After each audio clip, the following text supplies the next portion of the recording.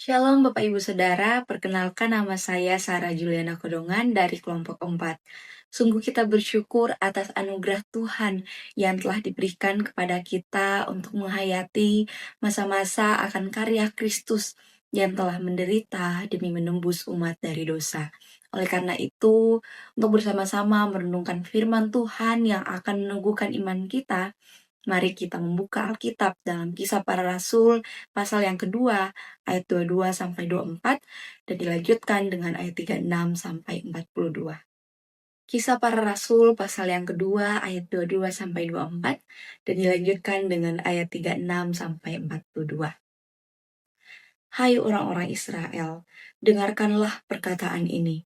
Yesus dari Nazaret adalah orang yang telah ditentukan Allah dan dinyatakan kepadamu dengan kekuatan-kekuatan, mujizat-mujizat, dan tanda-tanda ajaib yang dilakukan oleh Allah dengan perantaraan Dia di tengah-tengah kamu, seperti yang kamu ketahui. Dia yang diserahkan Allah menurut maksud dan rencananya telah kamu salibkan dan kamu bunuh melalui tangan bangsa-bangsa durhaka.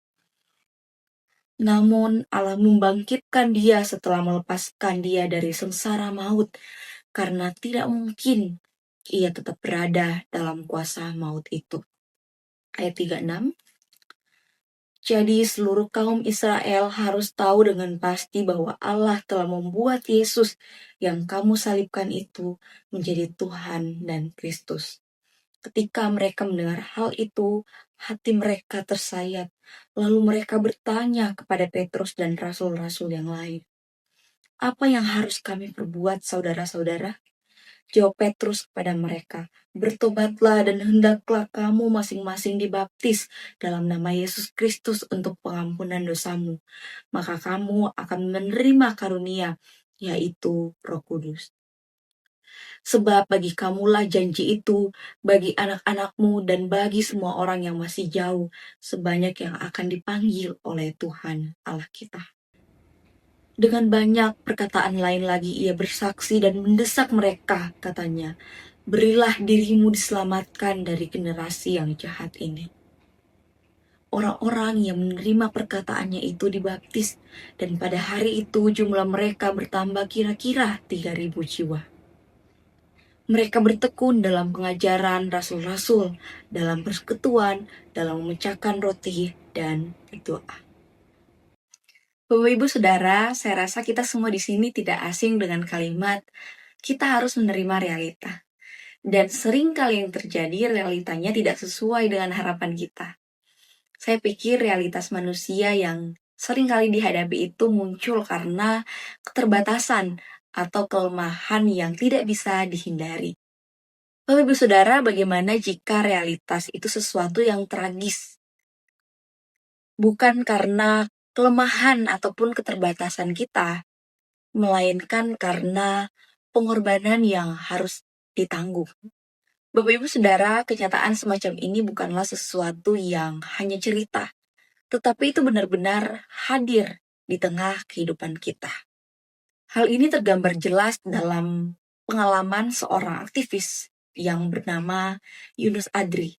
Yunus Adri adalah seorang aktivis HAM yang menjadi korban penyiraman air keras oleh orang tak dikenal di Salemba, Jakarta Pusat pada 12 Maret 2026.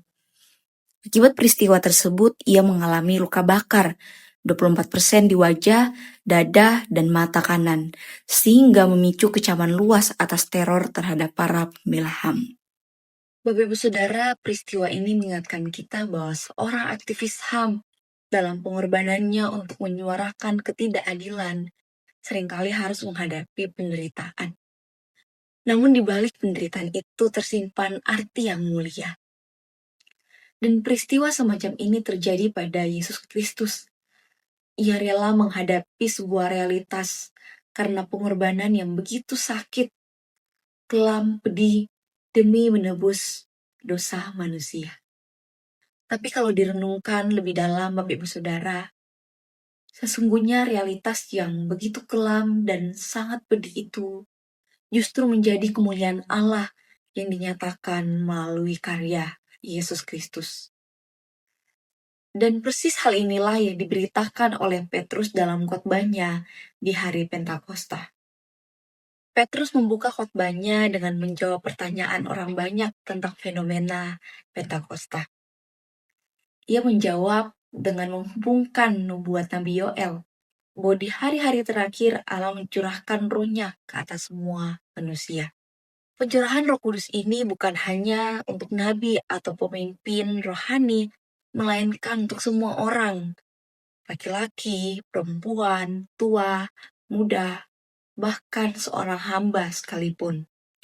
Melalui nubuat Yoel yang digenapi, Petrus ingin menunjukkan bahwa kita sedang hidup dalam suatu masa yang berbeda, di mana setiap orang dipanggil untuk menjadi saksi Kristus. Namun Petrus juga menegaskan bahwa setelah pencurahan Roh Kudus akan datang masa penghakiman yang dahsyat. Tetapi di tengah debuan tentang penghakiman, Petrus menekankan kabar baik. Setiap orang yang berseru kepada nama Tuhan akan diselamatkan. Melalui pernyataan ini, Petrus menegaskan sebuah kebenaran yang mendasar bahwa di balik nubuat tentang penghakiman, Allah tetap menyediakan kasih karunia-Nya yang hanya mungkin terjadi karena karya Yesus Kristus. Akan tetapi, Bapak Ibu Saudara, Petrus menggarisbawahi kasih karunia Allah berakar pada sebuah realitas yang tragis, di mana Yesus yang dari Nazaret diakui oleh Allah melalui tanda, keajaiban, dan mujizat, justru ditolak dan diserahkan bahkan disalibkan oleh tangan manusia yang berdosa. Tetapi kematian Yesus bukanlah kebetulan, melainkan bagian dari rencana Allah yang kekal untuk menebus dosa manusia. Di balik tragedi yang kelam itu, Allah bertindak dengan kuasanya. Kamu telah membunuh dia, tetapi Allah membangkitkan dia. Kebangkitan Yesus menjadi bukti bahwa maut tidak berkuasa atasnya, dan bahwa Allah telah meneguhkan dia sebagai Mesias. Namun Bapak Ibu Saudara, realitas yang lebih tragis yang Allah tunjukkan kepada manusia adalah hati manusia yang begitu keras terhadap kebenaran. Sejarah perjalanan Yesus di dunia ini menunjukkan betapa banyak orang yang menutup mata terhadap karyanya. Hal ini terlihat dari mereka menuduh, mengabaikan, bahkan bersekongkol untuk menyalibkan dia. Inilah realitas atau kenyataan yang terjadi bahwa karena dosa dan penolakan manusia dapat begitu besar menyalibkan Sang Mesias. Tetapi Bapak Ibu Saudara, tragedi salib itu bukan sekedar secara kelam, melainkan panggilan kita untuk menghayati penderitaan Kristus dalam kehidupan sehari-hari. Karena itu Bapak Ibu Saudara, jangan menutup mata terhadap kenyataan bahwa penolakan terhadap Yesus lahir dari hati yang keras terhadap kebenaran. Mungkin cara kita berbeda dengan orang-orang di zaman Yesus, tetapi sikap itu terlihat dalam hidup kita. Kita mendengar firman, tetapi kita tidak mau melakukannya. Kita mencari alasan untuk menutupi kelemahan diri kita, bukannya membawa semuanya itu kepada Tuhan. Kita terlalu sibuk mengejar pekerjaan, harta, atau ambisi, sampai Kristus tidak lagi menjadi pusat hidup kita. Kita menutup mata terhadap penderitaan sesama. Bahkan kita mengeraskan hati dan menolak teguran Roh Kudus yang mengingatkan kita untuk bertobat. Bapak Ibu Saudara, sesungguhnya kasih karunia Allah nyata di tengah realitas yang tragis itu. Ketika manusia menolak dan menyalibkan Kristus, Allah tetap bertindak dengan kuasanya dan memberikan jalan keselamatan bagi kita. Inilah dasar yang membawa kita pada kesaksian yang mulia sebagaimana Petrus tegaskan di ayat 36-42. Petrus menegaskan pada orang Israel bahwa Yesus yang mereka salibkan itulah yang kini ditinggikan dan dimuliakan oleh Allah. Mendengar hal itu, orang banyak merasa tertusuk hatinya dan sadar akan dosa mereka. Hal ini membuat orang di sana bertanya, apa yang harus kami perbuat? Petrus menjawab dengan memanggil mereka untuk bertobat, dibaptis dan menerima pengampunan dosa, serta janji Roh Kudus. Bapak Ibu Saudara, poin penting dalam kebenaran ini adalah manusia diminta untuk menyerahkan diri melalui pertobatan dan baptisan sebagai tanda iman yang nyata bahwa keselamatan adalah karya Allah yang diberikan melalui Kristus dan Roh Kudus. Bahkan Petrus mendesak para pendengar untuk merespon Injil dengan pertobatan di mana mereka harus meninggalkan cara hidup yang menolak Allah serta hidup sebagai saksi Kristus di tengah generasi yang jahat. Bapak Ibu Saudara, dan inilah bukti pertobatan mereka sebagaimana dicatat dalam ayat 41 sampai 42. Hidup mereka bertekun dalam pengajaran, hidup dalam persekutuan, dalam memecahkan roti, dan bertekun dalam doa. Inilah kesaksian yang mulia itu. Ketika manusia yang dahulu hidup menolak Allah, kini dipulihkan, diampuni, bahkan menyerahkan hidup sepenuhnya kepada Kristus dan menjadi saksi Kristus. Namun sayangnya Bapak Ibu Saudara, kesaksian yang mulia itu tidak selalu tampak di zaman kita sekarang. Banyak orang yang mengaku percaya, mengaku telah menerima pemulihan, bahkan pengampunan, dan bahkan rindu menjadi saksinya. Tetapi cara hidupnya tidak bertekun dalam firman. Bahkan lebih mementingkan kesibukan duniawi daripada mementingkan persekutuan bersama saudara iman. Dan seringkali mengabaikan doa, juga lain sebagainya. Dengan demikian Bapak Ibu Saudara, kebenaran yang mendasar ini menantang kita untuk tidak berhenti pada pengakuan iman, tetapi menjadikan hidup kita kesaksian yang mulia. Tentu hidup yang menjadi saksi dimulai dari menjadikan firman sebagai sumber kehidupan, membangun kebersamaan dengan saudara seiman dalam persekutuan, saling menguatkan dan menanggung beban, menjadikan doa sebagai nafas hidup, dan melayani dengan kasih.